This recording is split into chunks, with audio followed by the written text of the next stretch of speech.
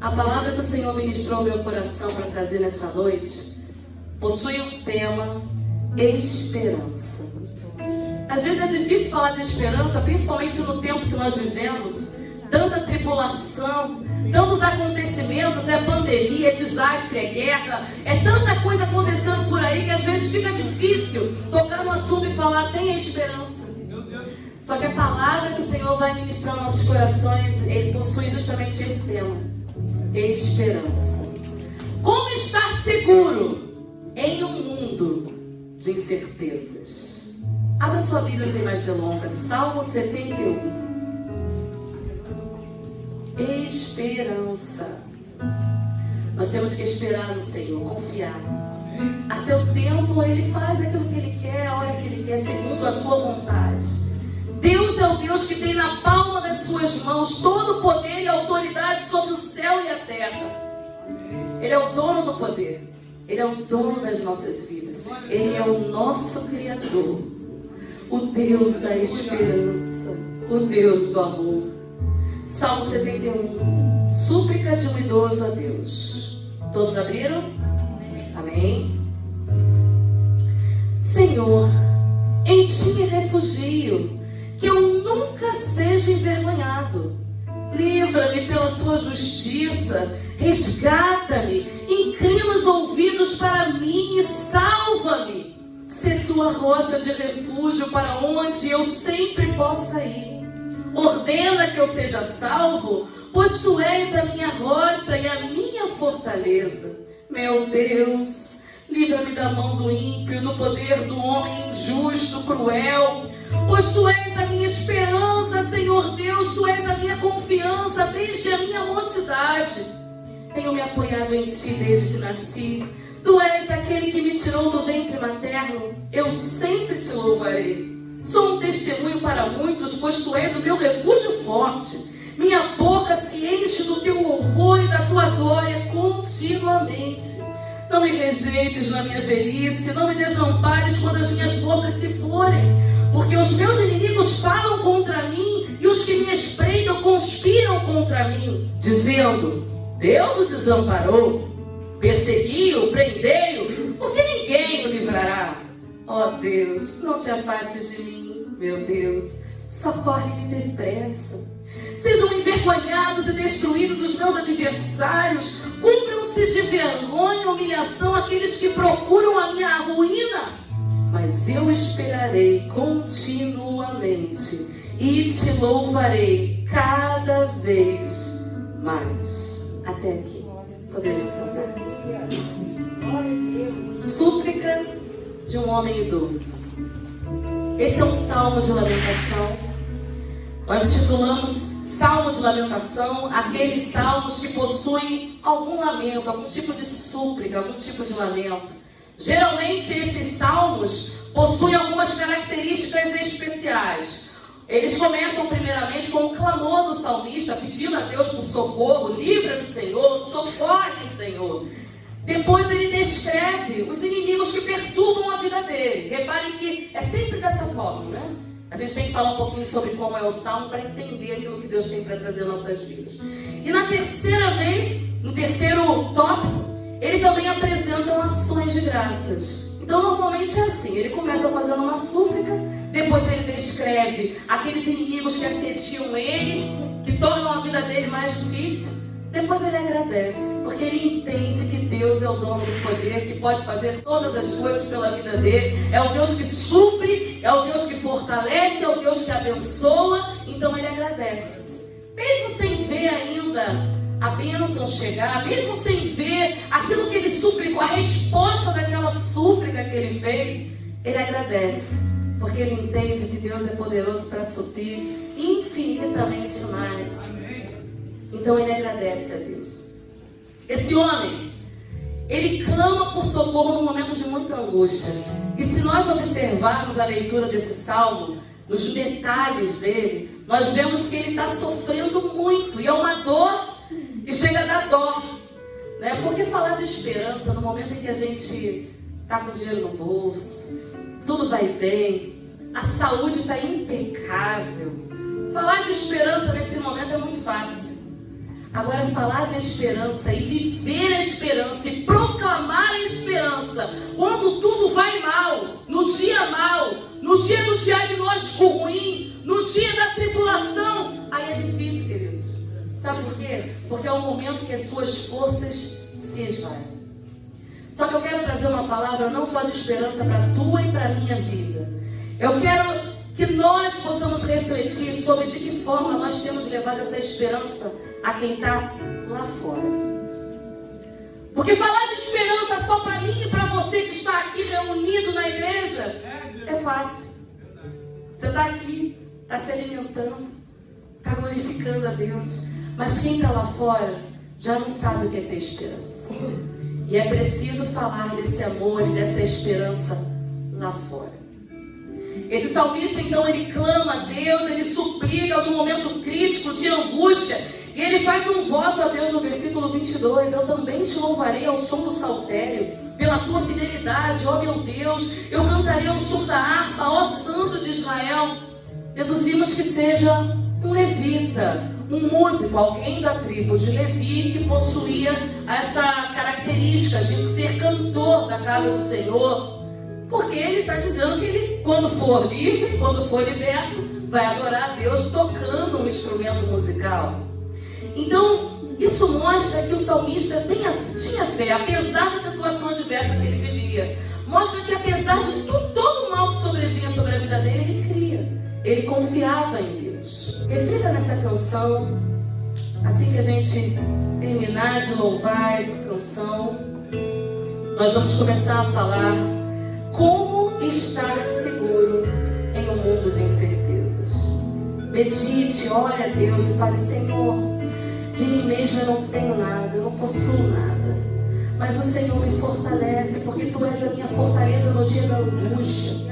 Tu és o Deus que eu sirvo, o Deus poderoso da minha alma, o Deus em quem me refugio, o Deus que me ampara, o Deus que não me desampara.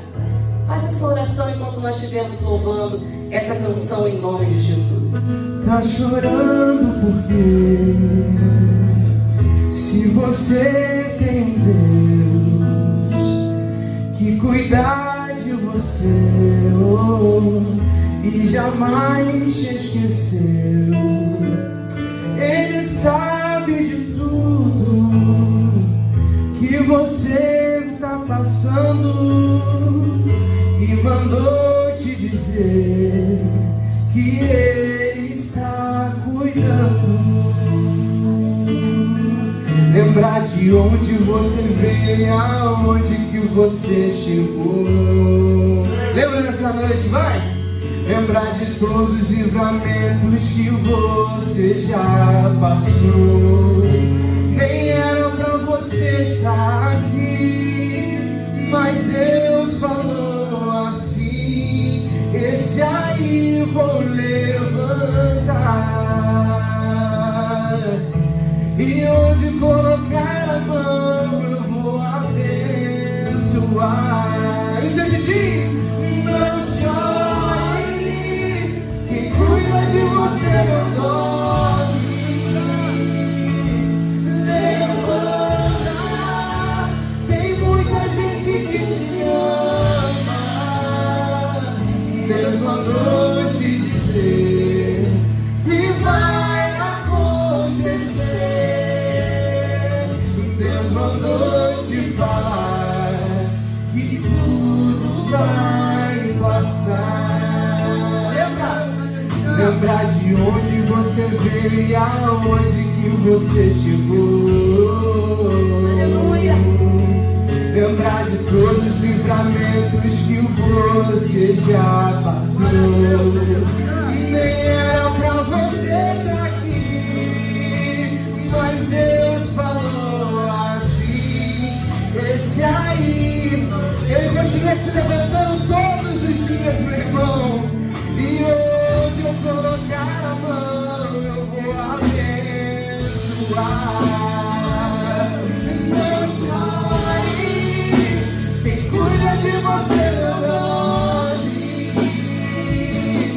Levanta, tem muita gente que te ama. Deus mandou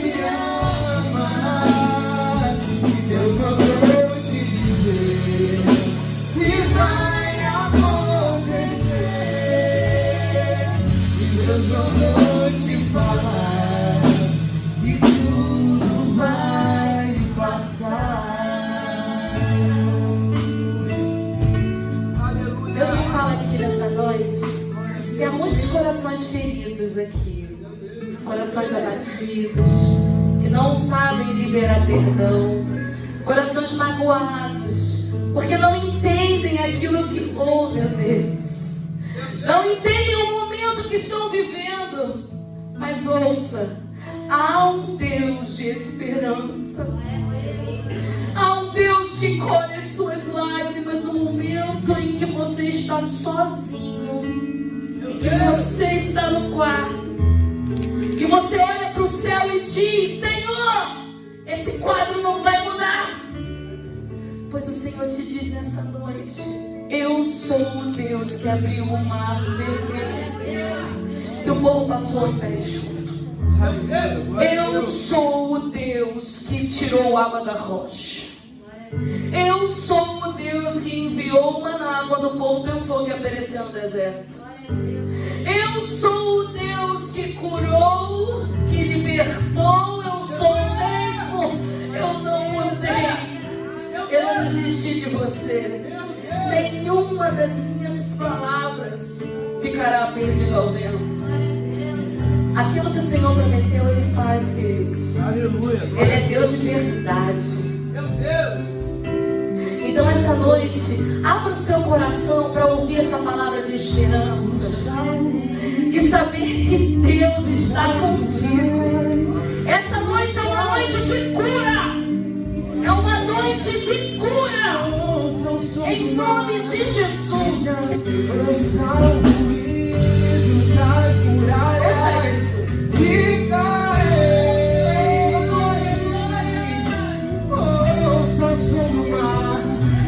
Já se abre,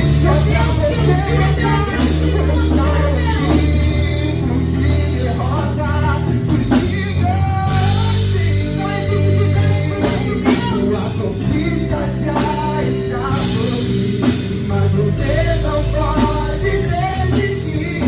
Você não pode desistir. O Senhor te diz essa noite: não pare, não pare, não pare, não pare. Deus está no controle. Não pare, não pare.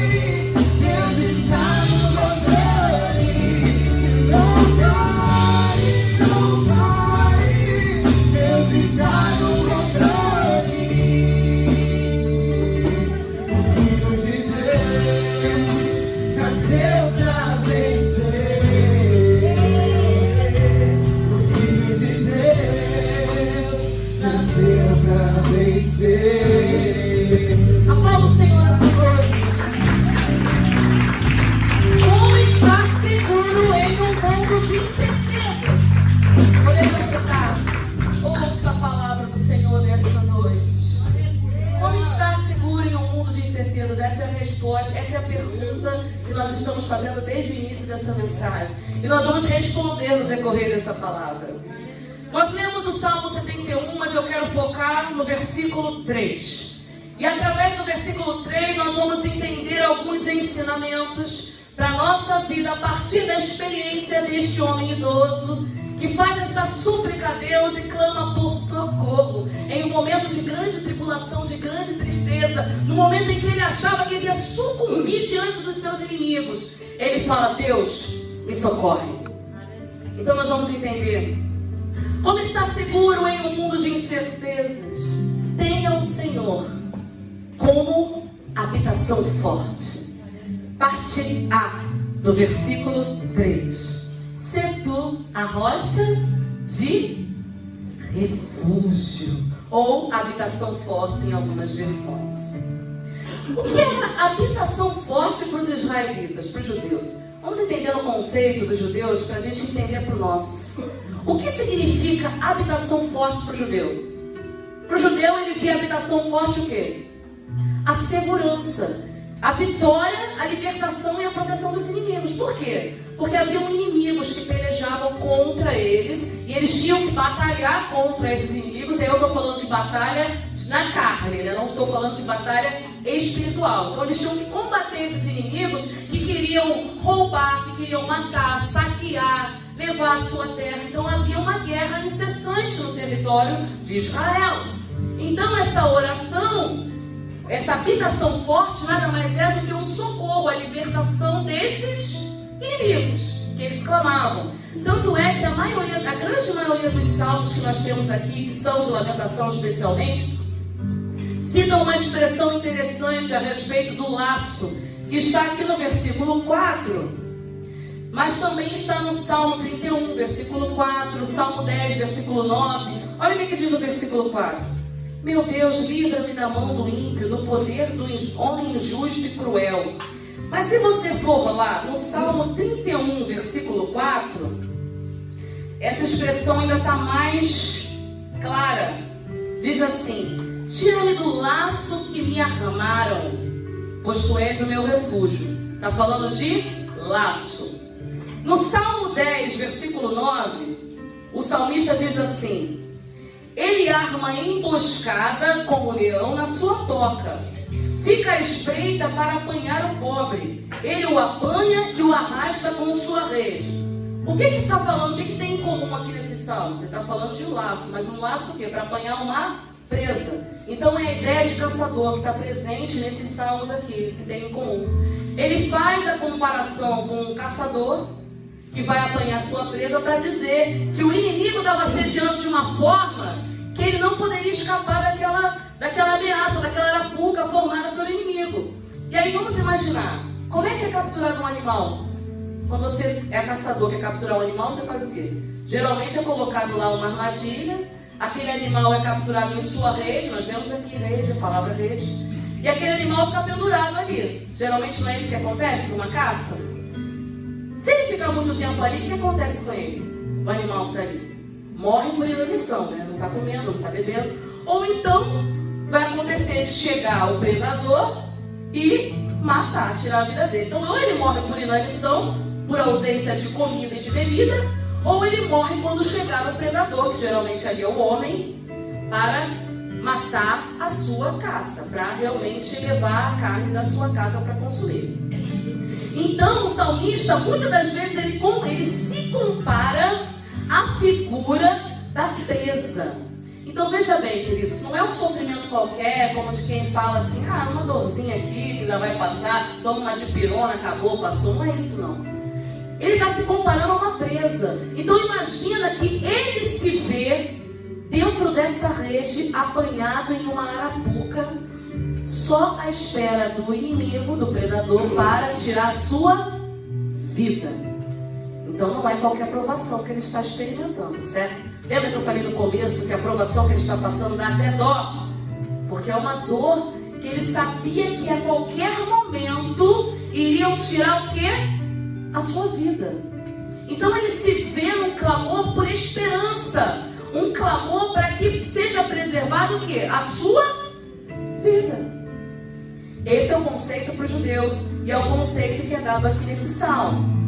Mas eu quero falar de esperança em Cristo Jesus. Então nós vamos trazer aqui para nós. E aí nós vamos ver aqui também algumas ilustrações, como aqui está em 1º livro de Samuel, capítulo 7. Quem se lembra dessa passagem?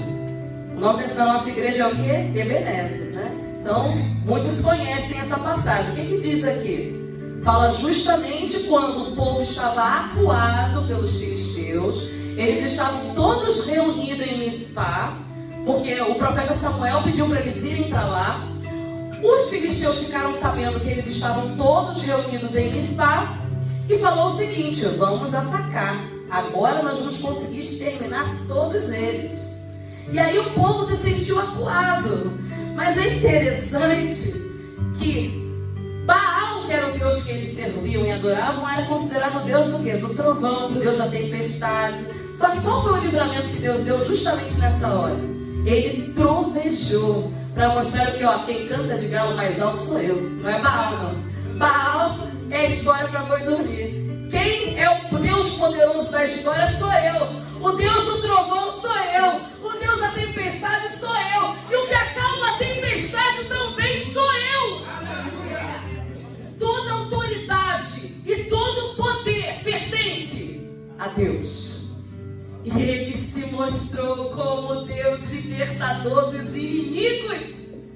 E por isso, quando o profeta Samuel levantou aquela pedra e falou: Ebenezer, até aqui nos ajudou o Senhor. Ele estava se lembrando que no capítulo 4 e no capítulo 5, se nós lermos em primeiro livro de Samuel, fala justamente da derrota que eles haviam tido numa cidade. Qual era o nome da cidade? Ebenezer. A derrota aconteceu em Ebenezer. Tanto a primeira derrota, quanto a segunda, quando levaram a arca do Senhor, mataram os levitas, os sacerdotes, e colocaram lá no templo de Dagon. Ebenezer era o nome da cidade. Quando eles venceram, eles não estavam em Ebenezer. Porém, Samuel ergueu uma pedra que ele chamou de Ebenezer. É o nosso Deus. Ele é o nosso refúgio. Ele é a libertação dos nossos inimigos. Ele é o nosso Deus Todo-Poderoso. Na nossa condição de pecador, nós não poderíamos nos salvar. O homem não pode salvar a si mesmo. O próprio Senhor Jesus declara isso em todo o seu ministério. O homem não pode salvar a si mesmo. Por isso ele veio. Ele veio porque ele nos amou. Aleluia. Ele veio porque ele realmente tem conosco um compromisso, um relacionamento. Aleluia. Ele veio porque ele é o Deus Criador, que quer ter um relacionamento contínuo conosco. Não é um relacionamento assim, você começa, termina, não é isso não. É um relacionamento para a eternidade. Aleluia. Por isso ele veio. Porque nós não somos merecedores, e daí a graça. Nós carecemos da misericórdia de Deus. Nós não merecemos, mas carecemos desesperadamente dela. Porque se não fosse a misericórdia do Senhor, nós já estaríamos condenados. Mas João 3, 16 a 18 diz que Jesus não veio para destruir o mundo, para condenar o mundo, mas ele veio para mostrar: eu vim para restaurar a aliança que havia sido quebrada. E foi na cruz que ele fez tudo isso, para renovar a nossa esperança. Então você já começa a entender como está seguro em um mundo de incertezas? Vamos continuar vendo. Tenha o Senhor como recurso contínuo. Ainda no versículo 3, ele é a rocha de refúgio para onde eu sempre possa ir. Olha que interessante. A ênfase no Antigo Testamento em relação a serviço a Deus estava na obediência. A ênfase no Novo Testamento também é sobre a obediência. Mas a diferença é que no Antigo Testamento o Senhor deu a lei a Israel. Essa lei continha informações da lei civil, da lei cerimonial e da lei religiosa de Israel. Essa lei continha todos os mandamentos, aquilo que o Senhor determinou que o povo de Israel cumprisse para que tivesse um relacionamento com Deus. Mas o povo conseguia cumprir a lei cabalmente? O povo conseguia cumprir toda a lei? Quem cumpriu a lei toda? Quem não teve pecado? Quem venceu por nós? Quem veio ensinar que o caminho é Ele? Ele cumpriu a lei. Para mostrar, você, na sua impossibilidade, você não pode me obedecer sempre. Você vai ter um momento que você vai me desagradar. Mas ei, eu estou com você. Me busca continuamente, que eu vou estar sempre contigo. Na criação do mundo houve uma separação, houve uma alienação, porque o pecado nos distanciou de Deus. Nós tínhamos aquele relacionamento vivo, tete a tete. Deus falava sempre com o homem e se relacionava com ele. O pecado causa alienação, causa separação. Sabe o que aconteceu no pecado? O homem se viu nu. E esse se ver nu, não é porque ele estava sem roupa, se viu nu, é também. Mas ele se viu nu no sentido de que agora ele passa a se relacionar com Deus, não porque ele tem uma amizade, uma aliança. Ele passa a se relacionar com Deus por medo. Por isso que João, em 1 João, capítulo 4, versículo 8, fala que o verdadeiro amor lança fora todo medo. Porque quem ama, não ama porque tem medo do castigo. castigo. Ama porque Ele nos amou primeiro. Desde o princípio, Gênesis 3, versículo 15. O mesmo Deus que deu o castigo, deu a promessa. Qual é a promessa? Eu vou voltar, porque esse relacionamento não vai ficar quebrado para sempre, não. Eu vou enviar aquele que vai cumprir a lei totalmente, vai morrer por vocês, porque Ele é o Cristo, Ele é o enviado de Deus, Ele é a promessa, Ele é o sacrifício, e Ele é o sumo sacerdote que expia os nossos pecados e nos religa a Deus. Então, perfeito relacionamento, perfeito compromisso. Ele é isso tudo. Ele é o Filho de Deus. Toda barreira desse relacionamento foi quebrada em Jesus. E Ele quer continuar se relacionando conosco. Mas será que nós temos negligenciado a Deus? Será que nós temos adorado a Deus? Porque, como eu falei aqui, adorar a Deus quando tudo vai bem é muito fácil. Mas adorar a Deus quando há escassez de recursos.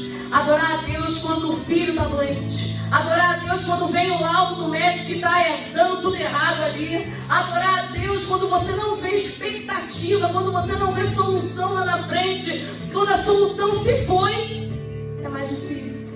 Mas aí vem a voz de Jesus dizendo: ei, não esquece que eu falei que eu estaria convosco até a consumação dos séculos.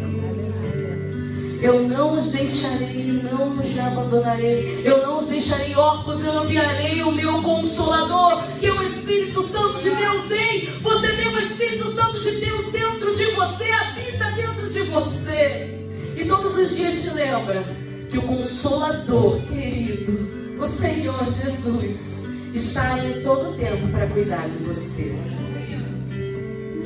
Mas será que nós temos anunciado realmente esse amor, essa esperança? Ou será que nós simplesmente temos nos acomodado em dizer apenas aquilo: eu tenho direito, eu quero receber? Porque tem muitos que adoram o Senhor querendo de olho nas bênçãos que Ele pode dar, né? É meu direito como filho, eu herdei, eu tenho uma herança, é meu direito. Queridos, nós não temos direito a nada. Você não tem direito a nada, eu não tenho direito a nada. Sabe por quê? A salvação não é por mérito. A salvação é pela graça. E sabe o que é graça? É o agir de Deus na miséria do homem. O homem não pode fazer, mas o Senhor tem misericórdia e resgata você. E nos resgata por seu amor, por sua fidelidade. Ele é fiel a Ele mesmo, a sua palavra. Por isso Ele nos salvou. Mas como eu disse, o homem não pode se salvar. Ele é salvo pelo amor de Deus. O Deus que nos acolhe, que nos mantém nesse relacionamento com Ele. Porque tem, irmãos, uma teologia aí que prega que as nossas necessidades pessoais precisam ser satisfeitas. Você acha que Deus não está olhando que você está precisando ser suprido na sua necessidade física? Você acha que Deus não está olhando que você precisa ser suprido na sua casa? Você acha que Deus é tão carrasco que Ele não está vendo que você está enfrentando uma luta aí que só Deus sabe como é que está aí o teu interior? Deus vê tudo isso, mas Ele é a autoridade. Aleluia. Ele é o poder. Quem é esse que até o mar obedece? Até o vento e o mar obedecem. Toda autoridade, todo poder pertence a Deus. Entenda isso. Você é filho de Deus, mas o poder pertence a Deus. A Ele basta uma palavra, mas é no tempo e na hora dele, da forma dele, do jeito dele. Ele é soberano e Ele tem todo o poder. Agora a nós compete o quê? Adorar e obedecer a Deus. Então tá doendo? Adora. Tá chorando? Adora. Tá sofrendo? Adora. Tá doendo? Adora. Tá gemendo? Adora. Sabe por quê? Quando você e eu chegarmos lá no céu, lá não tem dor, lá não tem sofrimento, lá não tem tristeza. Graças a Deus. Deus pode te curar aqui. Deus pode mudar a situação aqui. Mas o mais importante não é o que Ele pode fazer aqui. O mais importante é o que Ele já fez. Garantiu a tua e a minha salvação. Graças a Deus. Então agora, como estar seguro em um mundo de incertezas? Tenha o Senhor como único Salvador. Parte C. Ordena que eu seja salvo. É lógico que aqui nós vemos que a ideia do salmista não é uma salvação espiritual. Ele não está clamando para que a alma dele seja salva do inferno. Ele está clamando para que ele seja salvo de quem? Dos inimigos. Até porque o conceito do judeu até essa época, até o Antigo Testamento, o conceito do judeu de salvação estava ligado justamente, o conceito de Messias, de resgate, estava ligado o quê? Ao resgate dos inimigos. Então, os inimigos estão me aprisionando, eu vou clamar para que haja um libertador, que vai me tirar ali desse sofrimento. Tanto é que em João, capítulo 14, João capítulo 6, versículo 14 e 15, Jesus vai falar justamente isso para eles. Jesus fez a multiplicação de pão e peixe. O povo olhou e falou assim, ó, esse aí é o que Moisés falou. Olha aí, está enviando maná do céu, está nos suprindo. Então esse aí é o Messias, porque ele me deu algo que vai alimentar o meu corpo, a minha carne. Olha a ideia de Messias diferente que eles tinham. Ele vai alimentar a minha carne. Então vamos levar ele para o palácio para fazer dele rei. O que Jesus fez? Se ausentou de fininho. Foi embora. Que a missão dele não era essa? A missão do Pai é de resgate da alma, não é de resgate do teu corpo. O teu corpo ele vai suprir porque ele é Deus. Mas a missão dele principal não é com o teu corpo, não. A missão principal é aquela que te liga a Ele. Porque Ele quer que você tenha esse relacionamento com Ele. Ele quer suprir a ausência desse relacionamento na sua e na minha vida. Então, eles não entendiam isso. Peraí, o Deus que eu sirvo, então tem que me salvar, tem que me dar tudo que eu quero, tudo que eu preciso. Mas o que o Deus pergunta para você e para mim essa noite, você quer ter sua esperança renovada? Você quer renovar a sua esperança? Responda sim ou não. Sim. Como está a sua aliança com Deus? Porque quanto mais você se aproxima dele, mais você tem a sua esperança renovada. Você tem lido a Bíblia? Não responda. Reflita. Você tem orado na sua casa? Qual é o tempo de qualidade que você tem dedicado para ele? Será que você pode fazer mais? Será que você pode aproveitar mais essa comunhão, esse relacionamento? Será que assim está faltando intimidade nesse relacionamento? Se está faltando, querido, aí estamos entendendo por que a esperança se foi. Porque quanto mais longe de Deus, menos esperança você e eu vamos ter. E quanto mais perto dele, mais esperança vamos ter. Porque vamos entender que ele é a nossa salvação. Ele é o único que nós podemos confiar. Então, como estar seguro em um mundo de incertezas? Tenha o Senhor como esperança e como segurança.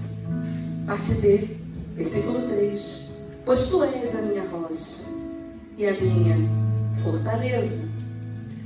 O salmista sabia que as esperanças estavam chegando ao fim. As forças também, porque ele já era idoso. Mas ele ainda nutria a esperança, mesmo idoso, mesmo presa, enredado, pronto para ser morto, com os inimigos zombando de mim, dizendo que Deus não vai me salvar, que Deus não vai ser por mim. Mesmo assim eu tenho esperança que eu ainda vou usar o meu dom e o meu talento para servir a Deus no tempo. Eu ainda vou louvar, eu ainda vou celebrar. Não acabou aqui não vou morrer aqui não. Olha a esperança do salmista renovada na confiança que ele nutria em Deus. E olha que naquela época do Antigo Testamento o Espírito Santo estava o quê? Estava dentro? Estava sobre. Agora, queridos, você tem o Espírito Santo aí dentro para te consolar, para te confortar, para te dizer o que você deve fazer, o que é certo, o que é errado. Está diante de você um caminho, é céu ou inferno, não tem meio termo, não dá para ficar em cima do muro. A escolha é uma só. E o que será que você vai decidir nessa noite? Só que a esperança não deve ser vivida individualmente. Eu não devo ser egoísta de pensar que o Senhor renova a minha esperança, amém, glória a Deus, aleluia, eu vou para casa, não faço nada por ninguém, só por mim mesmo. Oro por mim, jejuo por mim, tenho minha comunhão com Deus, então amém. Né? Vou usar a expressão aqui, que se expor do resto, o que importa é que eu estou aqui, estou bem, estou feliz. É isso que Deus quer. Quando Deus nos fez, Ele nos fez como um corpo.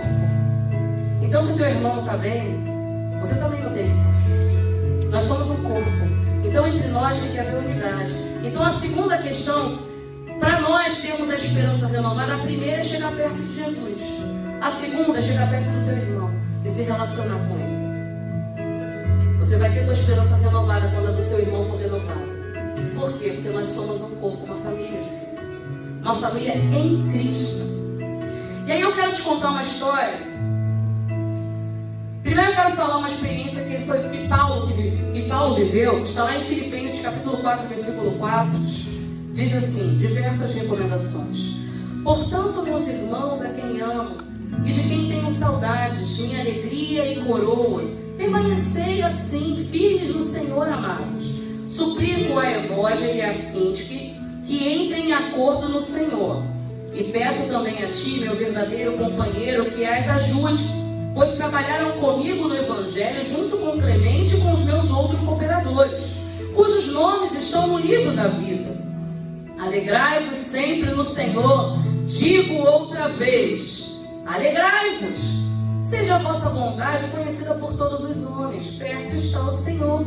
E não andeis ansiosos por coisa alguma. Pelo contrário, sejam as vossas súplicas plenamente conhecidas diante de Deus, por meio de oração, com súplica e ação de graças. E a paz de Deus, que excede todo entendimento, guardará o vosso coração e os vossos pensamentos em Cristo Jesus.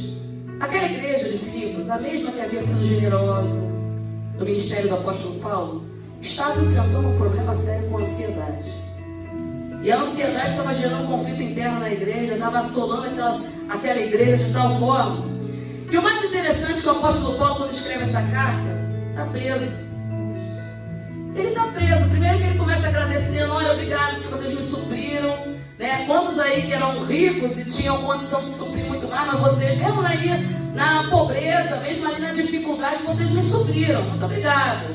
Agora eu quero dizer para vocês uma coisa, se livrem da ansiedade. Então ele começa a ensinar esse povo a resolver os problemas com ansiedade. E ele também precisou lidar com a tristeza. Porque imagina, ele estava longe da igreja que ele amava, queria visitar, mas não podia porque estava preso. E ainda assim tinha que ensinar esse povo a estar alegre. Mas não é qualquer alegria. Regozijai-vos, é mais do que alegria. É uma alegria plena. É uma alegria contínua. É a mesma coisa que dizer, alguém que está acamado dizer para quem está de pé, com um calo no pé, alegre-se no Senhor que esse calo aí vai sarar. É mais ou menos isso aqui? Vocês entenderam o que eu quis dizer? Paulo estava numa situação muito pior e eles lidando com um problema de ansiedade. Mas Paulo vem para consolar e falar, ei, acalma o coração de vocês. Alegre-se no Senhor. Alegre-se no Senhor. Eu digo mais uma vez, alegre-se no Senhor. E a paz de Deus, que excede qualquer raciocínio, inteligência, entendimento humano, vai guardar o coração de vocês. Vocês vão ser envolvidos em paz quando vocês passarem a confiar e a esperar nesse Deus. Paulo está falando à igreja o quê? Tenha esperança. Só que ele estava vivendo um momento que ele podia estar sem esperança, mas estava ensinando a igreja a viver esperança. E aí eu quero trazer para tu e para a minha vida. Você já aprendeu aqui que com Cristo você tem esperança. A tua esperança é renovada. Então vai lá fora e diz para alguém que ainda há esperança. Queridos, eu quero convidar você como igreja a sair daqui das portas e pegar lá fora que existe uma boa notícia. A boa notícia que mesmo mortos em nossos pecados, o Senhor olhou para nós e disse, quero atraí-los para mim. Não há condenação, porque eu os escolhi e eu quero eles perto de mim. Eu vou salvá-los. E enviou Jesus para nos salvar. Essa é a boa notícia que eu e você temos que pregar a esse mundo. A esse mundo hiperconectado, em que as pessoas sofrem de depressão e ansiedade cada vez mais. E essa depressão vem assolar os nossos jovens, cada vez mais jovens, que ficam ali vidrados na internet e não saem daquele aparelho chamado celular. Crises de ansiedade, problemas com culpa. Como lidar com isso, queridos?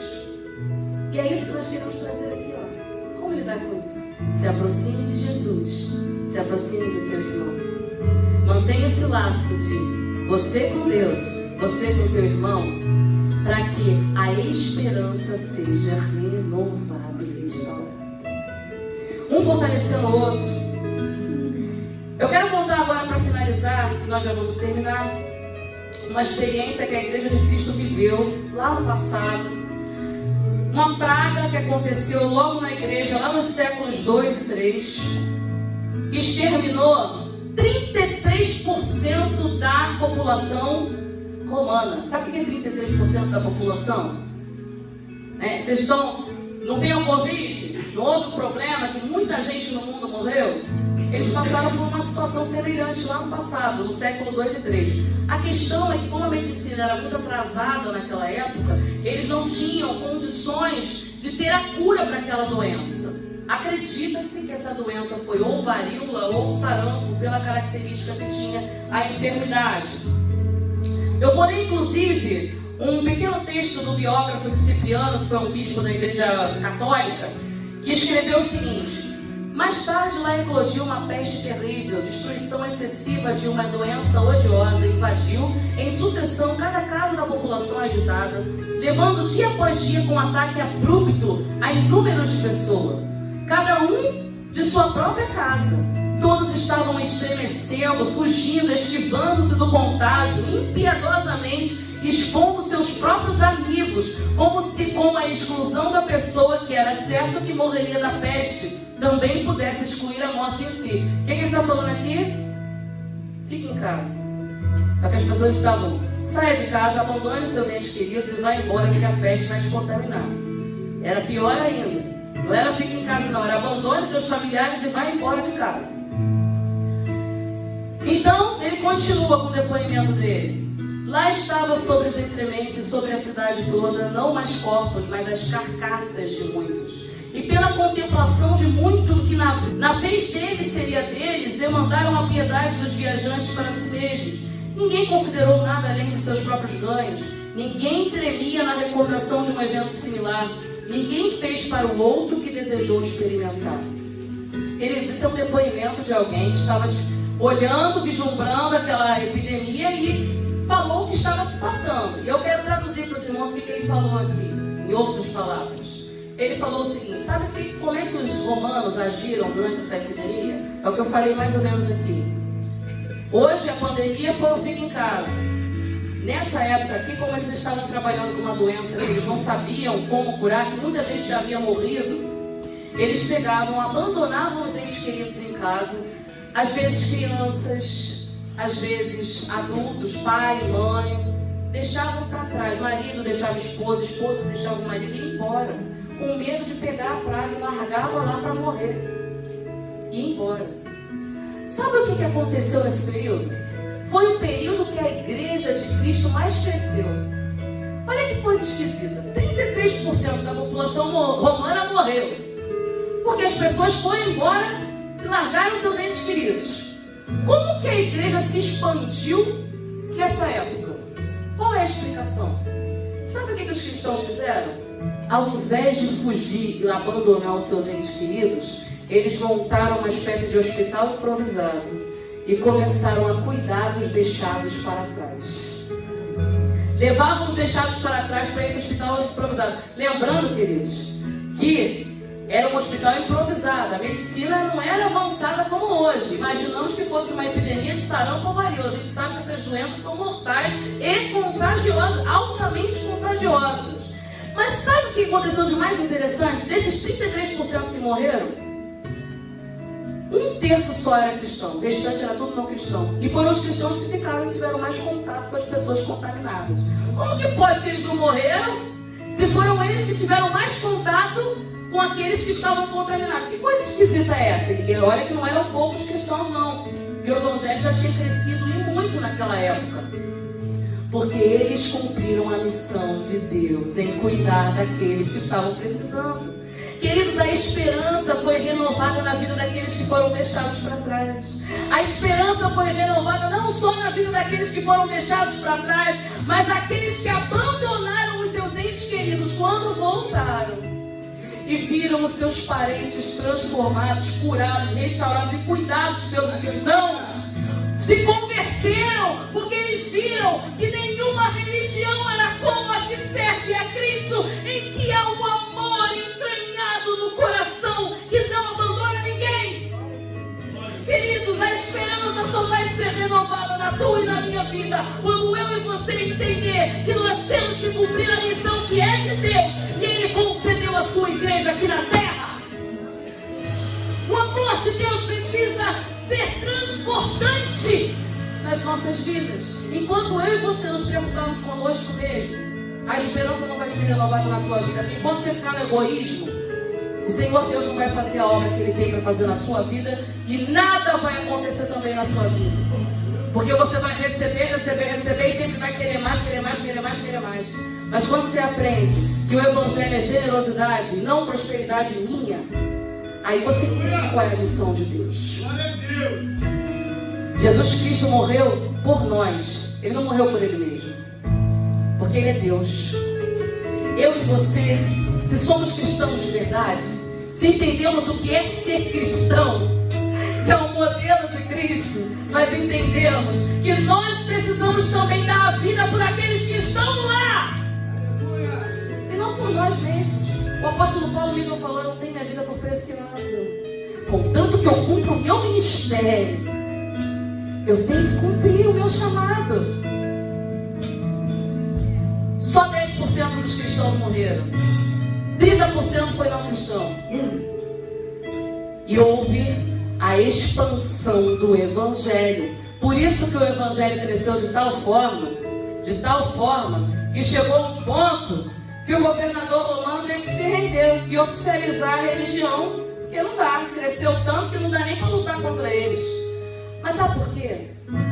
Porque eles permaneceram na doutrina dos apóstolos, porque eles permaneceram na doutrina de Cristo, eles permaneceram com zelo, pelo amor, com amor pelas almas, cuidando das almas. E digo mais, quando as famílias abandonavam as crianças, porque na época aquela religião pagã que tinha lá em Roma, Grécia, essa religião lá pagã dizia que se nasceu com defeito tem que abandonar. Sabe o que os cristãos faziam? Primeiro que eles já faziam filho igual a coelho, já tinham mais filho do que os não cristãos, e além de fazer muito mais filho do que os outros, eles ainda pegavam as crianças abandonadas com defeito e cuidavam dessas crianças. Não tem como não expandir a igreja desse jeito, queridos, com amor, comunhão, renovação da esperança no coletivo. Nós que somos cristãos temos que ser resposta para um mundo sem esperança. Nós que somos a igreja de Cristo precisamos ser resposta para aqueles que estão perdidos lá fora, porque o caminho, a verdade e a vida já veio, e é Jesus. Ele nos ensinou a resposta, que sejamos essa resposta para a sociedade que está lá fora. Então, queridos, se aproxima dele, se aproxima do teu irmão, se aproxima das almas que estão lá fora e tenha a sua esperança renovada. Glória a Deus. Aquele que nos amou primeiro, se sacrificou por nós, veio para nos lembrar que aquele vínculo que foi quebrado na fundação do mundo, que causava medo, falta de confiança, que levou a Adão a se esconder da presença de Deus, aquele vínculo que provocava medo e terror, agora ele provoca intimidade, relacionamento e esperança. Saia daqui essa noite crendo. Como estar seguro em um mundo de incertezas? Tenha o Senhor, como fez o salmista, como habitação forte, como recurso contínuo, onde você sempre pode ir, como único e suficiente Salvador, como esperança e segurança da tua vida e daqueles que estão lá fora. Fique com essa palavra no seu coração e que Deus nos abençoe em nome de